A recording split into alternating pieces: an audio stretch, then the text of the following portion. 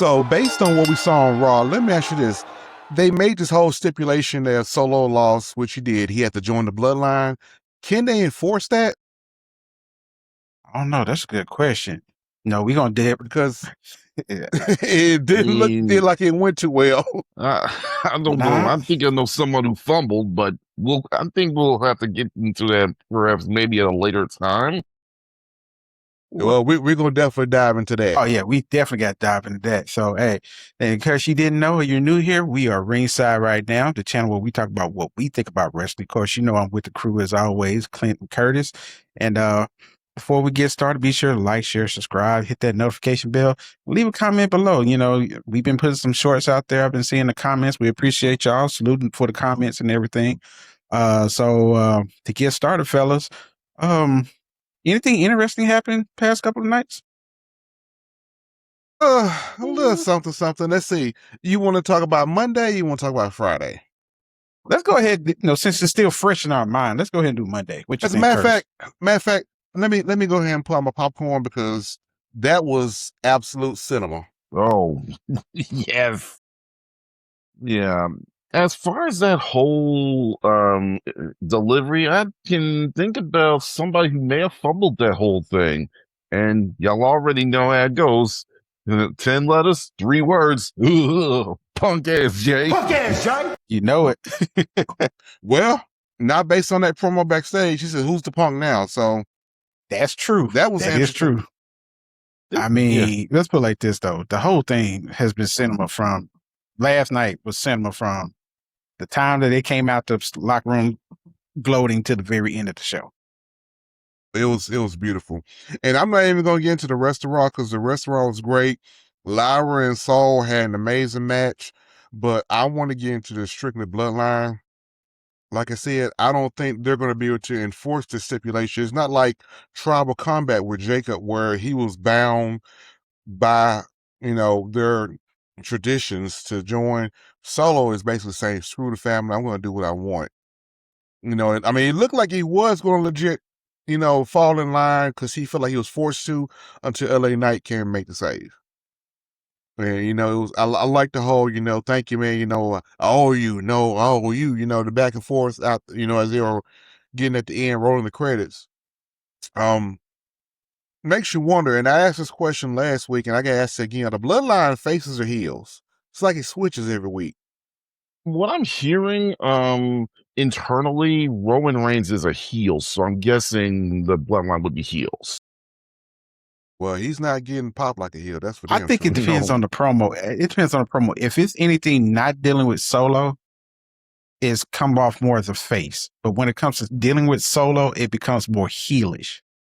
But here's the thing, though. He talks the same way no matter what. He has that same cocky tone.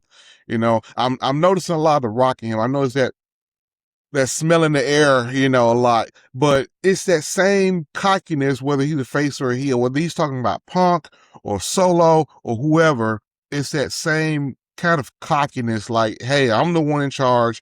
I'm the reason y'all came to see this show. I'm the number one guy here, and the fans love it. But again, are you face or heel? We talk about the whole gray area time and time again. Because again, you have some people who will get booed when they're trying to get cheered and the other way around.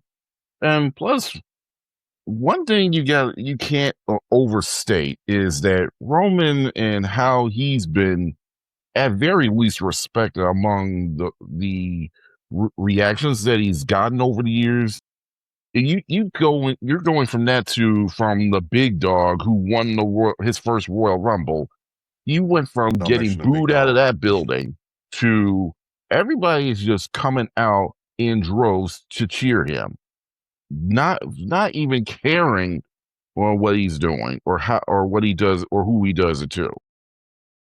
Okay, I got a question, and I kind of posed this to you guys a little bit to know the terminology, and we'll round back out to the Bloodline. But I have a question about Roman.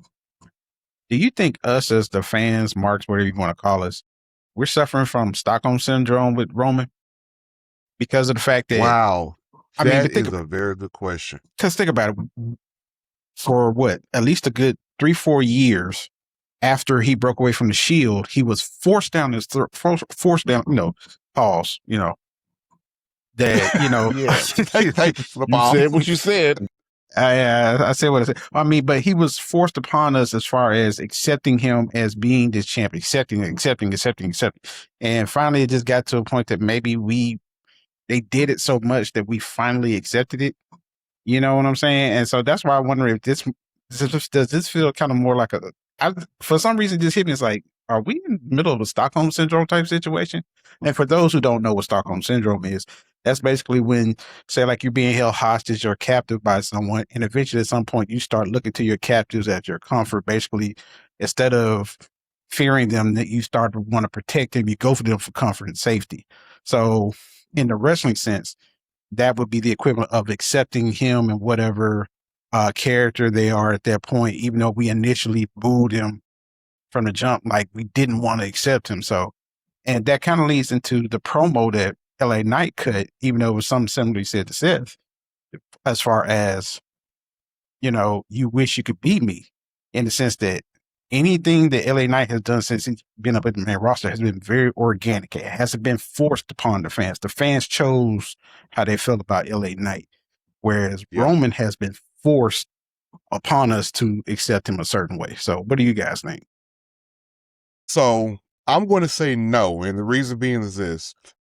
If it were Stockholm Syndrome, it would be, oh, we're sick of him. Okay, we give up. We're just going to cheer him. And that is not the case.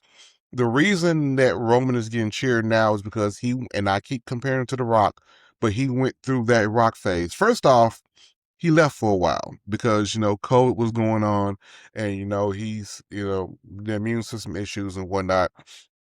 But when he came back, first he came back as a heel, which they're already booing Roman because they don't like him. So turn him heel. Okay, so now we're booing him, but the boos are better for him because he's a heel. And over time, like I said, he started to grow into that character like The Rock did. And we started to like that character more because when the Bloodline was at its peak, he was getting that same pop, but he was still a heel. But think about guys like the Horsemen who were getting pops back in the day, even though they were heels because they were cool heels. Look at the NWO who were heels, but they were cool heels. Thank you, Curtis. And therefore they were still getting pops. So I think it just went through that natural progression where, okay, he's a heel, but because he's cooler now, we're starting to like him. So it's not really so much an issue of he's being forced down our throat, so we just gave in. It's really more of he got better. And it doesn't hurt to have Paul Heyman by your side to make a few adjustments to him. That too, and I think that actually was, he could have been the catalyst for all of this. He could have gone backstage and said, hey, look, I've got all this history with the Samoan family. I've got an idea for a storyline. The fans hate him anyway, so let's just turn him heel. Let's go for it. Because no one knows better how to turn chicken shit to chicken salad than Paul Heyman. That's a good point. Like I said, I was just going by, and like I said, it's not that I hate Roman. I just think some of the titles that's been put on him, I mean, the tags or monikers that been put on him as far as being a GOAT and things of that nature. I don't. Well. Much. Here it is a bit much, but here's the thing. It's because there's a tag put on there to make him cockier. He's not being called the GOAT because, he's being forced down our throats or because we have to like him. Cena is called the GOAT because which is a whole nother discussion. But it's more like, hey, I'm not being called the GOAT because it sounds cool. I'm calling myself the GOAT because I'm cocky and I think I'm the GOAT. Just like, Punk being called best in the world isn't forced down our throats. Punk thinks he's the best in the world. Which, if you're in professional wrestling, you should think you're the best. You should strive to be the best. So, he's going to say he's the best. Anyone should want to say they're the best. He's saying he's the GOAT. And the thing is, he backs up because he's main evented how many straight WrestleManias? He's main evented more WrestleManias than anyone in history, than Hogan, than Austin, than Rock. He's got these world titles. He is selling the most merch as far as I know. He's got the best storyline going on in the past 6 or 7 years. So it's kind of hard to argue with him, but he's not saying he's the GOAT because that's something something WWE is trying to push on us. He's saying he's the GOAT because he's a cocky bastard. That's why. Yeah. And then of course when you put tags on someone, they tend to go by that. They tend to live it.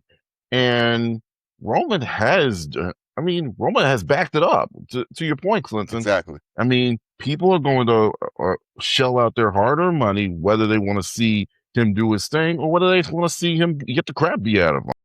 You could say that about a lot of guys, but again, and maybe this is a little bit of recency bias on WWE's part, but when you go into the mainstream media, they're always going to look to the main event. They're always going to look to the top guy. And who's the top guy? Yeah. Roman Reigns. And of course, you're always going to see, and whenever Paul Heyman was out, he's always going to repeat those points, but those are well-merited points. I mean, fair point. Like I said, I just brought up an observation, but go ahead, Clint. Yeah, well, I was going to say that kind of points to something Paul had said earlier on Raw in the night. You got to know box office. You got to know this is a publicly traded company. You got to know how to play the game. You got to know how to bring in money. You got to know how to be on top. You got to know how to be the main event. The main event is just more than just wrestling the last match of the night. You got to know how to be the main event. I mean, fair point. He got Roman to that point where Roman is the main event. And, since we're talking about Paul and that, let's go also into Braun and Oba. Because before we get into that, one other question I did have. Okay. Are we finally going to see LA Knight get his title shot? I'm more concerned. I think the shot is inevitable. I just think him winning the title is the question. I feel like he's going to get a title shot, probably by Royal Rumble. Royal Rumble at the very latest, I'm thinking. Okay. Second question too, because questions are popping in my head. Are we seeing Jacob starting to crack? Because he was Roman's favorite for a while. And then, he's got the Usos backstage getting on him. Who's the punk now, Jacob? And then, Roman kind of holding him off in the ring. And then that whole thing at the end where he just stood there and watched Roman get his ass kicked. We are seeing a lot of pieces to this puzzle. I mean, so it's like Solo is, you said it. We said it, but I think Pierre mostly said it. He said, what if Solo joins the Bloodline and takes him apart from the inside? He's done it without even joining the Bloodline. He's opening cracks in the armor, and he hasn't even joined the group because that whole segment opened up a lot of potential for turns later on down the line. And it didn't hurt that, and I'm not even sure too many people noticed it. Who was named the captains? The Usos, who got the black version of the Will Fall Out. I don't know what that's called. And I was wondering about that because Jacob had the brown one. It's like we forgot about that. He was like the lieutenant or something, but now it's all about the Usos again, and Jacob was not happy about that. But it was more what Roman said about being the captains. He said, if you insult them, you insult me. And what was Jacob doing backstage every time he called Jay those 3 words? Punk ass, Jay. He was insulting Jay. Wow. Exactly. So that just makes things even all the more interesting. So we seeing the end of Punk ass Jay? Unfortunately, I don't want it to end. I don't want it to end, but no, what it is going to be rebranded. When I feel that Jacob eventually turns on them, he still will call Jay Punk ass Jay. Punk ass Jay. And I think before Raw, everything was going fine for Jacob. I think he was happy to be working for the tribal chief, happy to be part of the family, happy to be doing his job.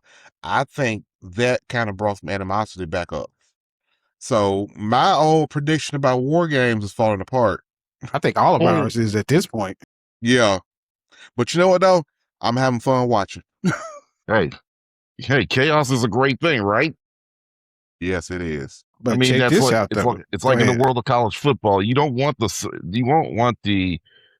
and I just forgot the term again, but you don't want things to be the status quo. That's what I was looking for. You don't want things to be the status quo. Complacent. You want something to just fall apart. You want you want a little chaos. You want a little bit of sugar to go in your oatmeal to make things even more interesting.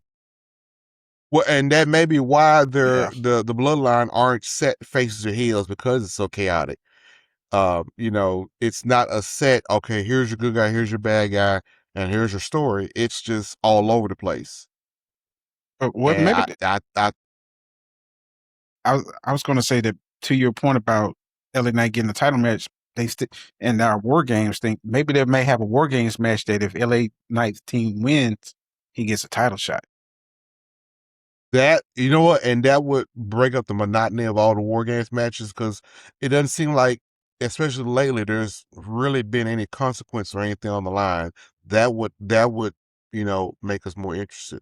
And wouldn't it be funny that Seth is on LA Knight's team to help him get the You win know to what? get that? You know what? I'm predicting Oh, that, and that's gonna, man, that's gonna be like a just digging it in, Pure just sentiment. digging that knife And it will in. show Seth is willing to sacrifice again for someone Yeah, else to get but their back shine. on the back to petty. WrestleMania 40, back to WrestleMania 40 with Cody all over again. But I will say this: props to Roman, the way he sells those moves, the way he sold the spike to from Solo, and that BMF and here's the thing, LA Knight, yeah, and this is old school heel or booking. BFT. I'm sorry. He doesn't take a lot of big moves like that, but when he does, it's so much more impactful. Like, you know, if he was taking a spear or spike or whatever every week, you know, okay, we see that every week, what to do. But because we rarely see him take that stuff, when it does happen, it's like, and that's what I mean. I jumped and yelled when he spiked him, like, wow. And then when LA Knight came in and hit that bitch, I'm like, did he just take two big moves? Wow, yeah, Back to back, yeah, exactly. But I But mean, now, I was gonna say, you know, we talk about that now. Now we gotta talk about Braun Nova, because that was a great promo as come on, well. man. Oh man. Who's winning? What's gonna happen? What's gonna happen here? I'm not Curtis, I'm even gonna let you go because I still got to think. I wasn't as sure. At first I thought Oba Femi was a sure thing, but I'm not even sure that's even a sure thing. And as a matter of fact, you got Paul Heyman, who at first he was Team Braun Breaker because, again, division, as cursed as it would have been. Stop it, Danhausen. But the thing about it is, it's not even that. But after the whole thing with beating Brock Lesnar, he's showing the respect that, okay, my beast just passed the torch to this guy, so he knows something. And of course, he's got to, so that's basically real recognizing real, but also he's letting Braun know, look, you're not, you saying that you're the main event, you're the future, but are you acting and behaving accordingly? He is, are you? He knows, but you're just basically thinking you are. So could he go to be Team Oba, or he could turn around and stab him in the back and just go back to Team Braun Breaker? That's not even a given. Here's my thing, and this is the genius of Paul Heyman. I don't think, you say, you know, before he was Team Braun Breaker, Team Vision. I think he still is. I think he's trying to help Braun. He's trying to mold him into a future main eventer. He's trying to teach him how the business works, but Braun has tunnel vision. All he sees is destruction, go, kill, because that's all he knows. He's young. And because he's seen Paul so much as show the slightest respect to Oba, that makes him an enemy in his eyes. He feels like he's being betrayed, and that Paul's turned against him. When that's not the case, I think Paul is legitimately trying to help Braun and get him to where he needs to go. But Braun is like that. that uncoachable talent where, he's got pure raw power and raw talent, but he just can't be controlled and can't be coached. They call him the unpredictable badass for a reason. Well, I think that Braun's going to get himself in trouble. See, this is the thing about it. Paul left the Vision alone when Brock came back. If you truly believed that Braun the way you did, you wouldn't have pretty much left them to the side to strictly focus on Oba and Brock and Oba. So to me, that would, if you look into that subtlety of the storytelling, you'd be like, wait a minute, he pushed me to the side for Brock. And this guy just beat Brock. That, yeah. So it's kind of like you had faith in me up until your boy came back and your boy got beat by him. So you're looking at him. And then the handshake at the end, which caused that shocked look on his face. Like, does he really believe in me? Because he's sitting there giving him props. But see, like I said, I think Braun is reading too much into it. Braun is, because, he shook Oba's hand, but he also came out and told her, hey, that's how you handle business. I think he's really trying to lead Braun and teach him, but Braun doesn't see it that way. I don't think it's, I think Braun is just reading too much into it, and he's going to actually turn on Paul because of what's going on in his head. Yeah. Now, wouldn't it have been funny if Oba would have said the line, when Heyman brought up the fact that it was going to be his home, Braun's hometown one night, he said, remember what I did to the Beast in his hometown. Wow. If he would have said that line, I think that would have really brought that shocked look on his face. He's probably saving it for later. You know what? That's a good point, Curtis. Because that would add more intrigue to, okay, so now we really don't know who's going to win. Is he going to embarrass another guy in his hometown, or is Braun going to take the win? We don't know what's going to happen there, but if they throw that line in there, that's going to really throw the fans off. It's going to throw a lot of confusion as trying to figure out who's going to win, trying to predict. That's why I'm saying, if he would have said that line at the end before they got out the ring, I think that would have really made that. Well, next week is the contract signing. Next week, and you know what? Maybe he does say that then. Yeah, so that, to your point, maybe he does say that. But man, let's put it like this: the storytelling just from those two storylines alone has been very top notch by WWE. I do give them credit for that. My only fear is you're concentrating on top heavy so hard that maybe some of your underlying ones may be suffering. Like, granted, okay, the whole Stephanie Vicaire and Becky Lynch and Judgment Day, I think that's a good storyline to kind of force the women's title.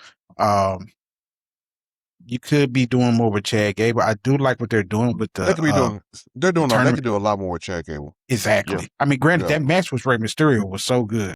Incredible. Right. And you know what? I gotta say something, and I hate to be, an armchair quarterback, especially since Rey Mysterio can do a lot more at 50 than my fat ass can do at 40. But Ray, and don't get me wrong, Ray is still better than 99% of the roster. And maybe I was watching the match too hard. Did it seem like Ray is kind of starting to lose a step? There were a few hiccups there that I don't usually see out of Rey Mysterio that I saw in that match. Well, I think the age aspect. Yeah. And I say that to say this because it's definitely not a knock on Ray. I say it to say I think the retirement is coming real soon. I think any day now, especially after. I'm surprised they're not doing it at Triple Mania, but any day now, I get the feeling we're going to get the announcement about Ray versus Dom and AAA. We're going to get that last match. Well, how about this? You try turning 50 years old, have 6 knee surgeries on the same knee, and see if you're the same as you once were. Now, don't get me wrong. I'm not knocking him, saying, "Oh, he's a bad." I understand. I have been watching Rey Mysterio since '96, and like I said, he's still better, even on his worst day, than 99% of the roster. I'm just saying, we're probably going to see a retirement soon. Bro, he's already the general manager of AAA. I know. Maybe it came out wrong. No, it's just the fact that you said since '96, bro. That's 30 years ago. 30 years. Lord, come on, man. I'll put into perspective. I'll put into perspective. The first time I saw a Rey Mysterio match, I was 16. My son is 16. Again, why are you doing this? You're making it worse, bro. You're making it worse. Did you take those gummies again? I think he did, man. I'll shut up. He took, I'll shut up. Man, go back to eating your popcorn, man. Please. But I mean, good gosh. Now the other thing we do have to discuss, and no disrespect to anybody else that what happened on Raw, we have to go to the KO CM Punk promo. Like, if there was ever a shoot promo where you could tell two guys don't like each other, that was it. If they squashed whatever they had going on back then, I couldn't tell, because we know CM Punk likes to shoot, and he will do it like almost like he can like take a nap and then do a shoot promo in his sleep. Then you got the pettiness of Kevin Owens, who he's not afraid to throw anything out there like that. But I was really interested, and the fact that he just went up to his face and then told him that his breath stink was kind of funny. But that pettiness right there, bro. It's like the classic saying, personal issues make money. KO has done a lot of awesome stuff in his career, but me personally, in my opinion, the best things he has done has been with Sammy or with Cody and now with Punk. And what do all those three things have in common? There's a real life story. There's a real life connection. You know, with Cody, it's with the Young Bucks, and I got to send a shout out to Russell Chop, because they've got an excellent video that actually does a deep dive into the 20-year history. But, you look at that storyline and it's like, wow, I really do think these guys hate each other. And then the fact that last week, the little line they made were, oh, don't worry, I'm a professional, when they're worried about, because at first I'm thinking, okay, they're worried they're going to brawl and they're going to have to break it up. No, they're worried that they're going to go in there and shoot and start mentioning ROH, which they can't, because that, that's a AEW property, and they're going to start really, hitting each other with some low blows, which they kind of did. Especially Punk, which also, and this is a question they were asked in that video, and I have to ask that question as well. Is Punk the worst babyface in the world, or is he the greatest heel in the world? Because I watched that video, and I went back and watched those interviews again, and I'm thinking, damn, Punk really is a jackass. And he had that same promo with Eddie Kingston. Yeah. It was a very similar promo, calling him fat, calling him out of shape. It's nothing about that. We talked about, Roman and the Bloodline and all their heel and face, but nothing about that promo screamed babyface at all. Absolutely, especially not from CM. Definitely not from CM Punk's end. I mean, like you said, he was just being like a straight up jackass, like you said. And the whole thing. But here's the thing. Usually he's a jackass. It's funny. Usually it's, CM Punk's an asshole, but he's our asshole. He wasn't our asshole, because I'm looking back at, the history and how this all started back in Ring of Honor. And I'm like, I'm on KO's side. I want to see him punch you in the mouth now. Right. So are you the heel in this story? Or you are the heel, but I mean, are we going to go full out heel? How are we doing this? I mean, and then the KO bring it up to subtle AEW stuff. Yeah. With the, burning bridges everywhere you've been type situation. I mean, like like, I understand that when you cut promos, you gauge your facial gestures and whatnot. Those guys' facial gestures just look like, I really don't like you right now. I really can't stand you. I mean, the way Punk was kind of like just smirking and laughing some of the times, like, it's kind of like that. I want to kick her ass. Right, so that's what bad. I'm saying. It's like, it wasn't smirk like, ha, it's funny. It's a smirk like, I wish these cameras weren't rolling, because like, I really want to hit you right now. Like, I could punch you in gorilla right now, for real. Man, and I'm sure that's not the case. I'm sure they've talked about all this backstage, and we are seeing it work, but man, it is just so real. Where it may be a work, but it may be a work. But if KO hauled off and punched Punk in the face, I would not be shocked. That's what I'm saying. I mean, there's gonna be points where they really, as the term would go, get their stuff in or lay it in, as you will. They're not going to just perhaps be necessarily safe. Don't be safe with each other, but they're gonna do things to the point where it's not. It kind of crosses the line, but they can take it. So let me ask you this: Who wins this feud? Who walks out with the title? Because I really want to see KO win, and I don't realistically see that happening. I want to see KO win as well because he's coming off a major neck surgery, which could have ended his career. Triple H has been through the same thing. John Cena's been through the same thing.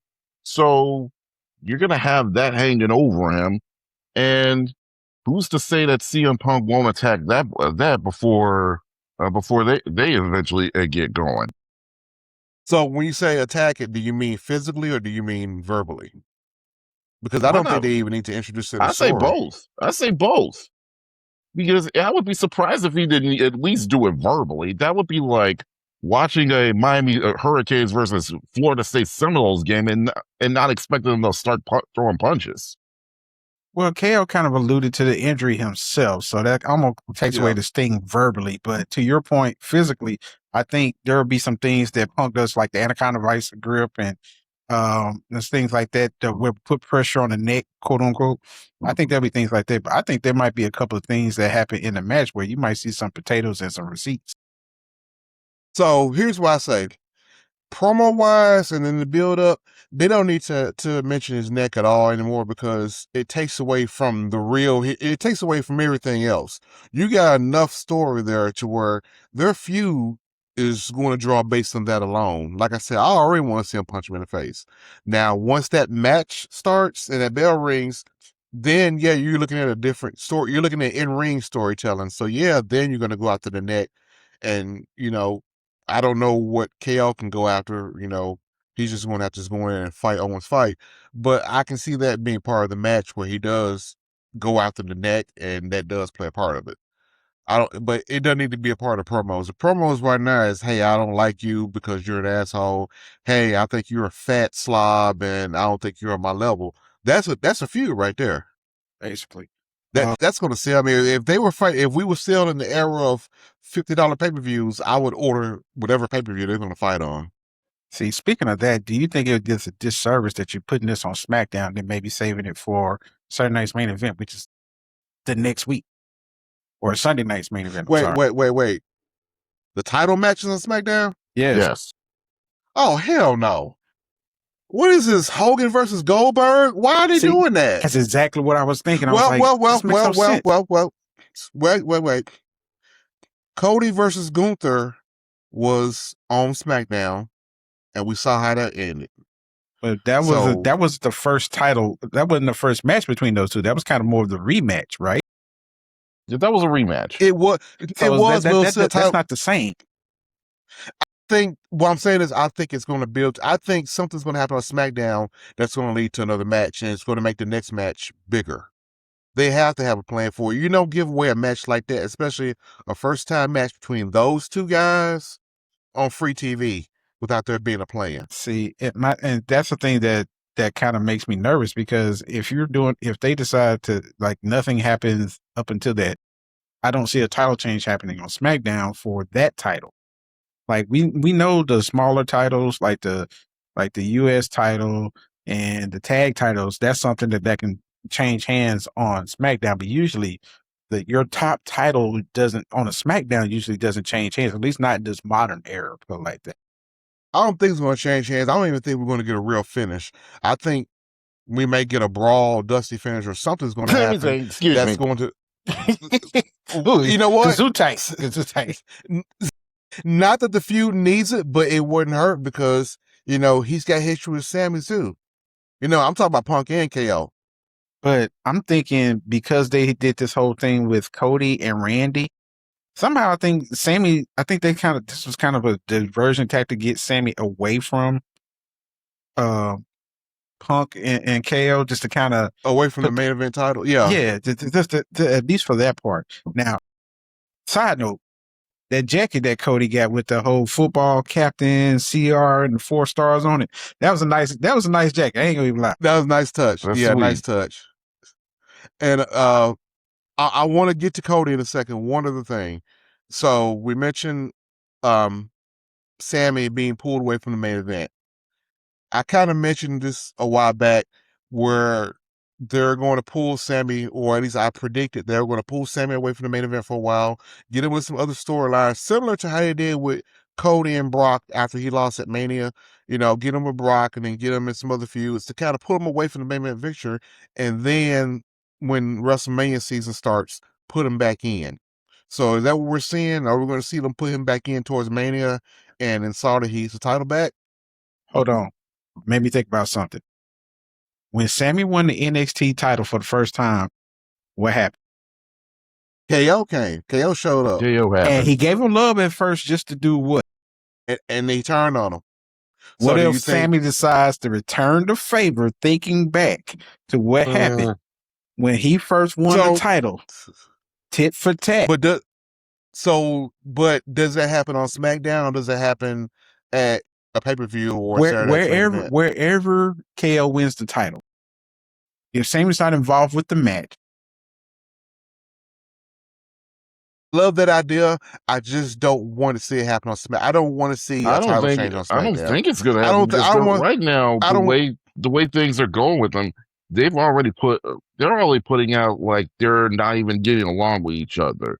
You already got KO talking down to Sami Zayn because he's complaining. And then, of course, Sammy's going to talk about, Gunther should not have been in this match, or you shouldn't have been in this match. This should have been my one-on-one, but you stole this from me. So they've already put that out. Sammy has played that before, though. He's kind of been that, hey, I'm going to clap your hand, and then he turns. He's done this before. So who's to say he might come down and just be like, no, shake his head. It's like, okay, I give you your props. I give you respect. And then he hits him with a haluva kick or something, Yeah, I can see that. I can definitely see that. Now, going kind of swerving to what I was going to say earlier and also bringing Sammy into it, who was backstage kind of snapping on Sammy the last time he was doing his little whiny thing? Cody. Cody has been patient with him in the past, but he kind of snapped him and said, you know what? F it. We're getting in the ring and fighting tonight. Is Orton bringing out the darker side of Cody? He's got to be. And see, are we starting to fight? Because I noticed too, and at first I'm like, why didn't you do that? But then I kind of see why they did it. I noticed at the end of SmackDown, Orton has a chair over him. He's standing over him, and he's going to give him the chair shot like he did in the Mania build-up. And, he kicks him, and he gets a chair, and all of a sudden they jump in and break it up and take the chair away. They didn't take the chair away from Orton, but they took the chair away from Cody. What if that's kind of hinting at, hey, that darker side is coming? We're just not going to let it happen yet. Yes, he can take Orton out right now, but we're not going to let it happen yet. We're going to let it build. So, are we seeing that on Star Wars, for you Star Wars fans out there? Who was it? Was it Emperor Constantine, or was the one that was like over Vader? He used the tap into the dark side. Or even better, Anakin, when the whole build to Anakin. There you go. Yeah, Anakin. Yeah, turning heel. Yeah, I think we're seeing an Anakin like build up. Well, I mean, they had similar hairstyles, so I mean, Wow, wow, wow. But yeah, instead of Vader, we're gonna get Homelander. But yeah, I think that's what they're doing, and I'm excited. People are complaining about Cody getting boring. I'm like, man, just be patient. Just be patient. It's coming. And when it's coming. And if they allow him to be the Cody that he was in the Indies, the heel Cody in the Indies, my God. The code of honor now again. I can't see. That's unbelievable. After this company welcomes him into their ring. You know what? I think it's going to go like this. They're going to finally turn him heel, and they're going to send Cody out to say, just go do something. Go do something awesome. They're not going to give him, any written script or any written pro. They'll give him, they'll look like the old days, the way it should be, where they'll give him an outline and say, go out there and make him hate you. And Cody's going to go out there and blow us away. I cannot wait to see heel Cody in WWE. I think he's been building. I think he's building this persona this whole time, ready for it to unleash. I bet he's backstage chomping at the bit. Man, I can't wait to go at the Bullet Club Cody. Oh my gosh. I'm telling you. I'm telling you, if he does that, or even Ring of Honor Cody. I mean, he was just as good, just as good. What I'm saying is he did some of his best work as a heel in the indie. Yeah, he did. He definitely did. I mean, his whole run, because he was in TNA for a while too, and he was an asshole there. I mean, just a total prick. Love it. But that's the way you do it, because it was easy for him doing the indies because he was the entitled one, Exactly. Oh, and here's the thing. Here's the great part. He's still the entitled one because, like Sammy keeps saying, he's the golden boy. He's getting all these opportunities. He's the son of Dusty. So he's built himself back up to be the entitled one again. At first, he was the returning underdog. Oh, we're happy to see him again because he's the guy who left and would have made a name for himself on the indies. Now he's back on the big leagues and, he's going to finish the story and all that. But now he's become entitled and now he's building, it's the perfect roller coaster. Yeah, definitely. Cinema. One more shout out from SmackDown. Chelsea Green cut a great promo. Wow, oh man, my gosh. dude, I haven't cried or almost cried watching wrestling since Ric Flair retired. When Aldis said Chelsea, which one? Well, I mean. Please not Nashville. Please not Nashville. When he retired, I cried for a different reason than Nashville. Yeah. when Shawn retired him, when Shawn retired him, I cried because of emotional. When he retired Nashville, I cried because for a different reason. but when Aldis called her back, and you can almost hear the emotion, it was like Chelsea, wait. When he did that, I had to hold back a tear because it was very emotional, but that's cinema. That's how you do it. And that's why I was hoping they were going to do. When he called her out there, I said, please don't strip her of the belt. Please let this be a work. Please let this be a work. And when he called her back, yes. I think they're going to do a lot. They're going to have a lot of other storylines mixed into it. Like, Tiffany lost the belt, Thanks Cardona to her. got his ass Thanks to her. And congratulations to Chasey Jane. Yeah, congratulations. Cardona got his ass kicked in a way, thanks to Chelsea. I mean, not her fault, but she was involved. I think she's going to be involved in a lot of other storylines for these next 30 days. And then once she comes back, then she's going to kind of go back and fix all the wrongs, so to speak. I think that'll be a good story. Which could also lead to perhaps, and you're hoping for this, excellent. You're hoping for a heel turn from Tiffany Stratton. Oh, it's coming. Yes, it's coming. Because it needs to come. She was better. She was better as a heel anyway. I mean, she has had zero personality during this run, and it's not because of anything she's done wrong. It's just because they just don't have any direction for that character. But the thing is now, whereas with who are the remaining faces of Women's SmackDown? Because other than Charlotte and Alexa and Tatum, that's it. But they're not challenging for the title right away. They're still going to be dealing with Jade and the baddie. So again, you got Lash, you got Nia Jax, and now Tiffany. That's probably going to be. Well, we assume. Let's just say we assume Tiffany is going to turn. We hope. We really do. But let me ask you this. Is it really a bad thing to have more heels and faces? Is it really? I mean, maybe in a well, yeah. Well, I would say depends on the amount. You don't want to be way. You don't want to have 10 heels for every 2 faces. But not that much. But I'm just saying, just slightly heel heavy so that it feels like if it's slightly like 54-46, that's fine. But I would say 60-40, you know, because I would go always as high as 60-40, but like 70-30, 75-25. No, that's too much to me. I'm just saying, you know, I mean, they could stand to have a couple more faces. You know, you want more than 3, but it always gives them, you know, some obstacle to climb so you can root for them. Well, speaking of faces, well, granted, her face is nice, but something else is nice too. Jada Parker had a match on Main Event versus Lyra this past week. So it may be an audition of sorts for her to come to the main roster. Maybe she might go to SmackDown. She can. Never mind. I was about to say something really inappropriate, but I mean, she can already catch a ride to Raw with Jay. So, well, I think I saw one thing. It was a backstage thing. Well, not backstage, but like they were walking into the building, and they showed them two walking into the building together. Well, I mean, they can be out with it now because I mean, his wife is filing for divorce. So, but true. But I mean, why hide it? Still ain't mad at Jay about that. You know, you know, I don't. Where's my wife? I don't condone cheating, but I understand.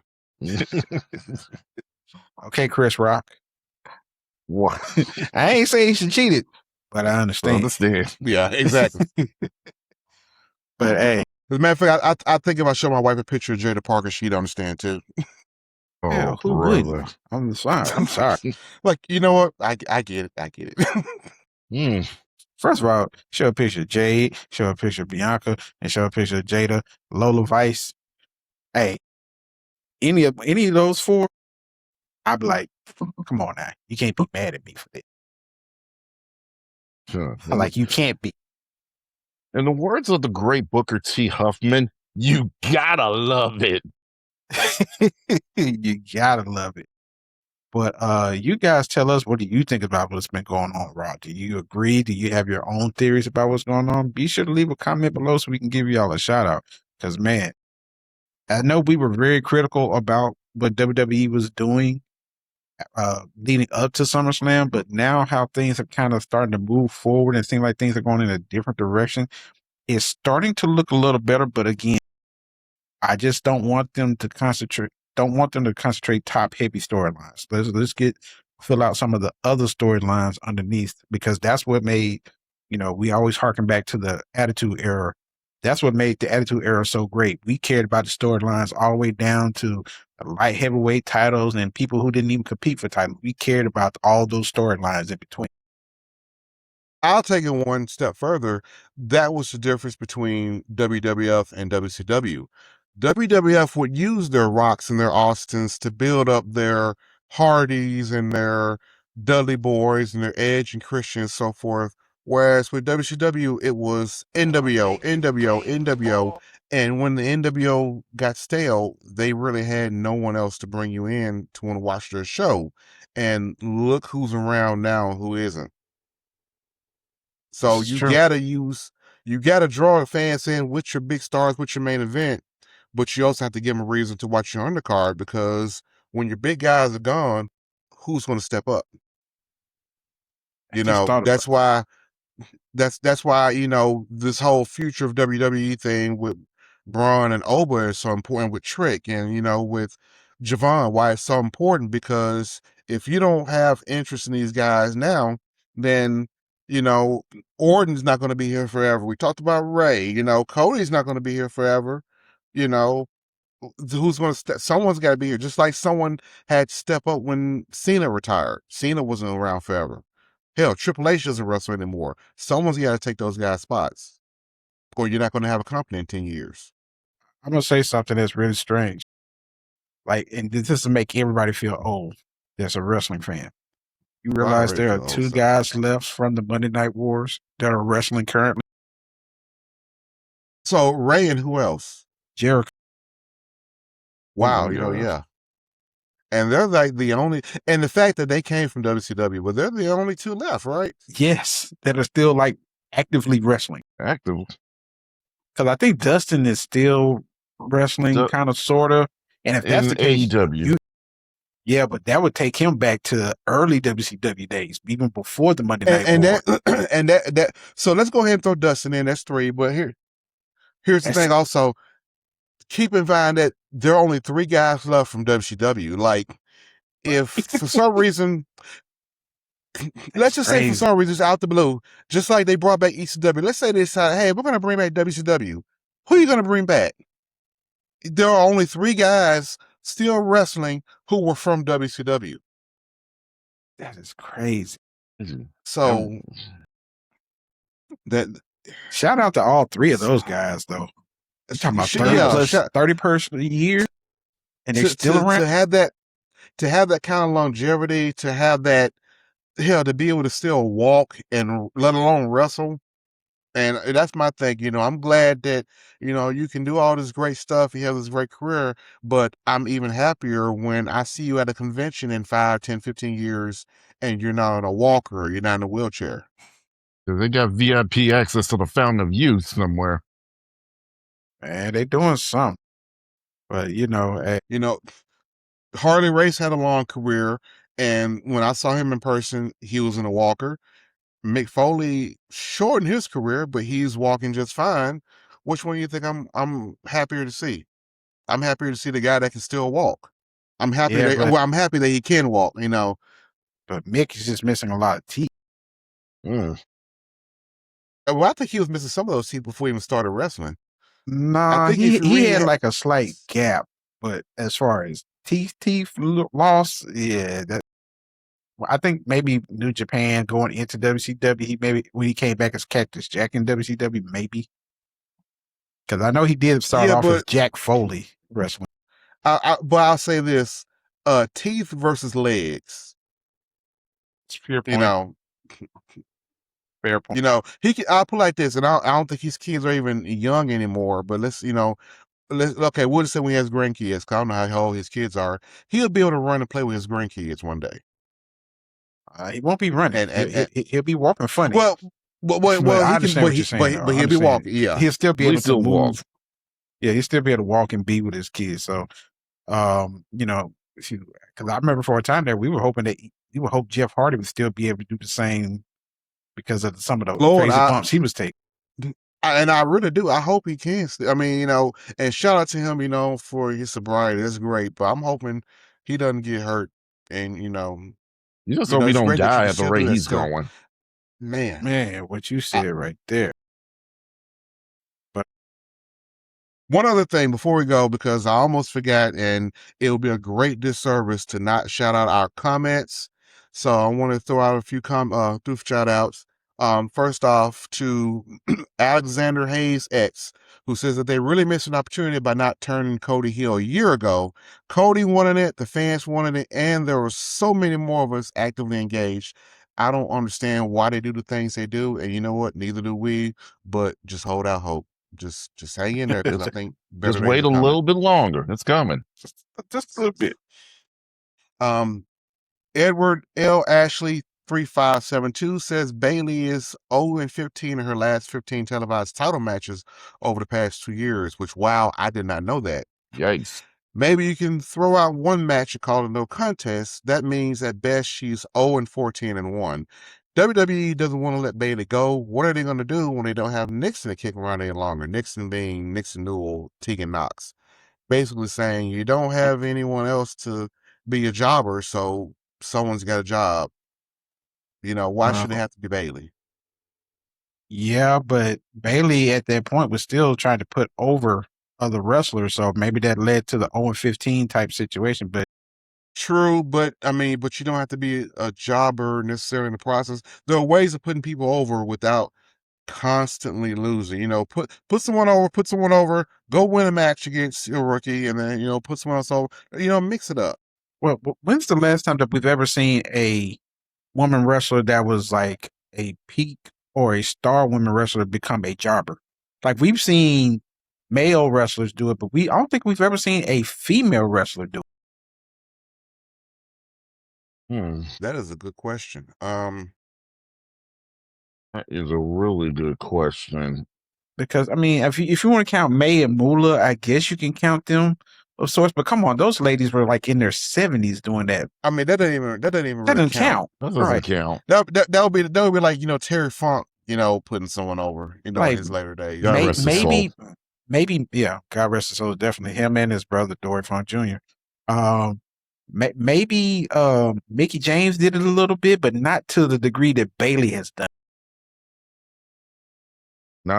Definitely not. I mean, and I've even said this over the years, even before we even got together with this particular podcast, that you can't have certain people lose all the time, because if you want to push somebody and you want somebody else to put them over, they gotta have some value. Otherwise, like, let's say if just for the sake of the argument, John Cena goes 0 for 100 matches, a win over John Cena is not going to mean anything.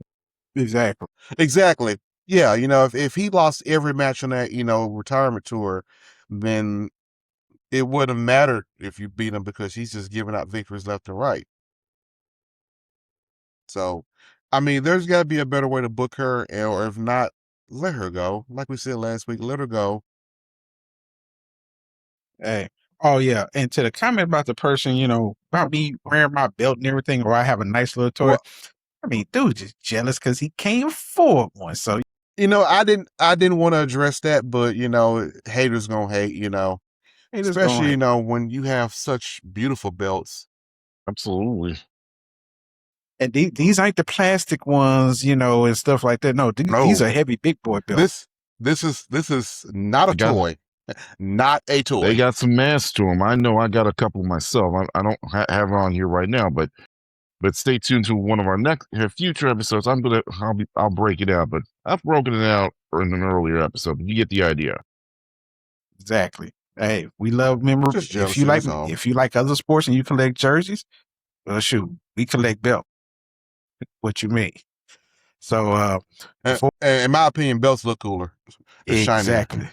So, hey, y'all just stay tuned though. We're gonna be dropping more reels, more short videos, and of course more broadcasts as we go forward with wrestling.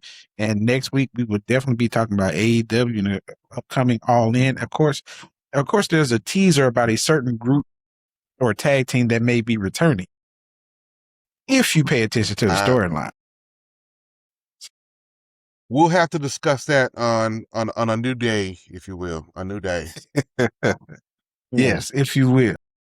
So, for the fellas and the crew, as always, Clint Curtis. Hey, like I said before, just be sure to like, share, subscribe, hit the notification bell, leave a comment. So for the crew, we'll holler at y'all next time. We're ringside right now.